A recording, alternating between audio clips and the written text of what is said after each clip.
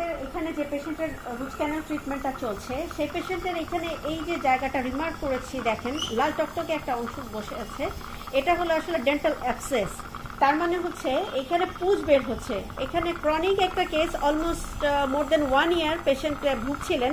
এখানে যে সমস্যাটা সেটা হচ্ছে যে দাঁতের ভেতরে যে ডেন্টাল পাল্প থাকে সেটা পচে গেছে এবং সেখান থেকে ইনফ্লামেশন দাঁতের রুট বরাবর এপিক্যালি সেটা ড্রেইন করছে। যেহেতু এটা আসলে বের হওয়ার কোনো ওয়ে ছিল না, সো এই দাঁতটা আসলে ধীরে ধীরে ভেঙে যায় এবং আস্তে আস্তে এটা ভেঙে গিয়ে ভেতরের অংশটা পুরোটা রোটেন হয়ে যায়। আমরা এখানে দাঁতটাকে না ফেলে দাঁতটাকে দীর্ঘদিন যাবৎ রুট ক্যানেল ফলোড বাই কি বলবো, ফলোড বাই এখানে লম্বা একটা ড্রেসিং দিব, আমরা রিপিটেড ড্রেসিং দিব, root canal followed by repeated dressing দিয়ে পেশেন্টের দাঁতটাকে আমরা এখানে ধরে রাখার চেষ্টা করছি।